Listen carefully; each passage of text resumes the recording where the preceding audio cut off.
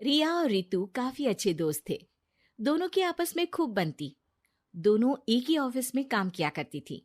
रिया रितु को अच्छा दोस्त मानती, लेकिन रितु। अरे रिया, तुम लोगों का अपना मकान नहीं है, क्यों नहीं तुम और नरेंद्र भी हमारी कॉलोनी में ही मकान ले लो? हाँ यार, आइडिया तो अच्छा है, लेकिन इतने पैसे आएंगे कहाँ से? अरे, हमारे होते हुए तुम्हें घबराने की जरूरत नहीं है। रुको, मैं अपने दूर के एक भाई से बात करती हूँ। उसका यही काम है, लोगों को घर दिलाना। थोड़ा सा कमीशन लेता है, लेकिन मार्केट के रेट से कम दामों में घर भी दिला देता है। अरे वाह, तुम अपने भाई से बात करो, मैं नरेंद्र से बात करती हूँ। रितु रिया के जाने के बाद अपने भाई को फोन करती है। अरे भाई, कोई मकान बिक रहा हो तो बताओ, मेरी एक सहेली को चाहिए। अरे है ना, पूरे 40 लाख का है। ओ भाई, ठीक है, फिर मैं उसे 45 लाख का बोलूंगी। दोनों मिलकर 5 लाख का आधा आधा बांट लेंगे, ठीक है? रितु रिया को मकान दिला देती है। लेकिन एक दिन उसका नया मकान देखने नरेंद्र की बहन आती है। अरे भैया, मकान तो अच्छा है, कितने का लिया? तुम्हारी भाभी की सहेली ने दिलवाया है। बड़ा ही ठीक रेट में मिल गया नीरू, सिर्फ 45 लाख का। तभी नीरू का पति बोलता है। नरेंद्र, ये तो बहुत महंगा है। मेरे दोस्त ने भी यही मकान सिर्फ 38 लाख में लिया है। चलो, मैं तुम्हें उनके घर ले चलता हूँ। दोनों नरेंद्र की जीजाजी के दोस्त के घर जाते हैं, जहां उन्हें रितु का भाई मिल जाता है। क्या बात है, आपने हमें धोखे से महंगा मकान बेचा है। पता है कितनी मेहनत की कमाई का पैसा है। अब ये तो आप उन मैडम से पूछे जिन्होंने आपको ये मकान दिलाया है। उनके कहने पर ही मैंने ये रेट लगाया था। अब नरेंद्र को रिया पर गुस्सा आ जाता है। वो रिया को कहता है, रिया, तुम्हारी सहेली रितु तो एक नंबर की चालबाज और धोखेबाज निकली। मैंने उसके कहने पर इस मकान के 7 लाख ज्यादा खर्च किया है। रिया को भी नरेंद्र की बात सही लगती है। वो चुप हो जाती है। अगले दिन रितु रिया से मिलती है। रितु, मुझे तुझसे ये उम्मीद नहीं थी। तुमने 38 लाख का मकान 45 लाख में हमें बिकवा दिया। रितु अपनी पोल खुलती देख जोर जोर से रोने लगती है। अरे मैंने क्या बुरा कर दिया, तेरा भला ही तो सोचा था।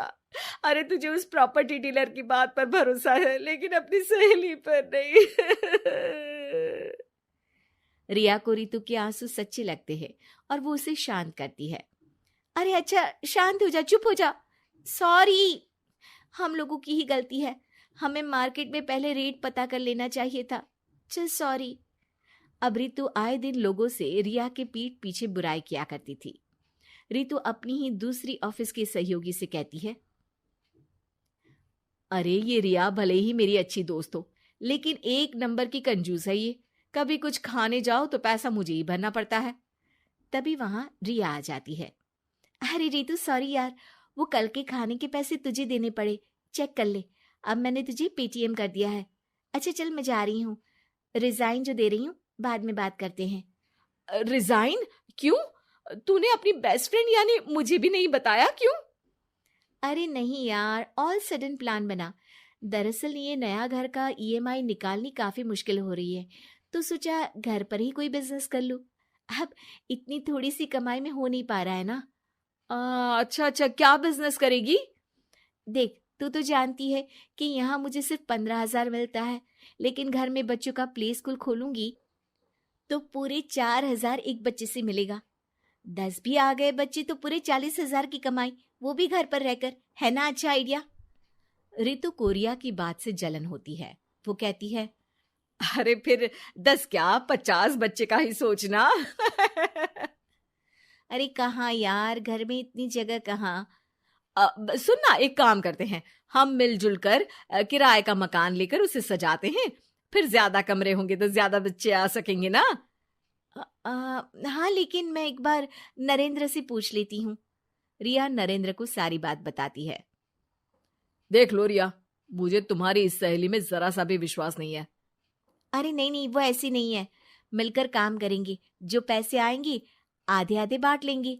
इसमें बुरा क्या है, काम भी अच्छा होगा। फिर क्या था, दोनों मिलकर काम शुरू करते हैं। पूरा कमरा बच्चों के हिसाब से सजा दिया जाता है।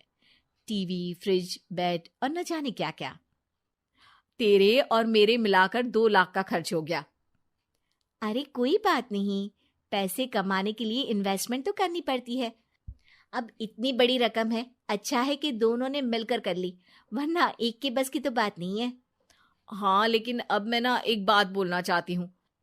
देखो, पिछले 2 महीनों से जब से ये काम चल रहा है, सारी मेहनत मेरी ही है। मैं ही सारा दिन यहाँ का काम देखती हूँ। तो अब मैं तुम्हारे साथ ये काम नहीं करूंगी। अकेले मैं ये स्कूल चलाऊंगी। अरे ऐसे मत बोलो रितु, मैंने नौकरी भी छोड़ दी। थोड़ी बहुत सेविंग्स थी, वो भी मैंने स्कूल को बनाने में लगा दी। अब यार, तुम तो आलसी भी हो। मुझे नहीं लगता तुम ये काम कर पाओगी। रितु, नरेंद्र ठीक बोलते थे, तुम भरोसे के लायक नहीं हो। ये मेरी गलती है कि मैंने तुम पर विश्वास किया। अच्छा जी, तो गलती की ना। मैं तुमको तुम्हारे पैसे धीरे धीरे करके दे दूंगी। अच्छा होगा कि अब तुम यहां से निकल जाओ।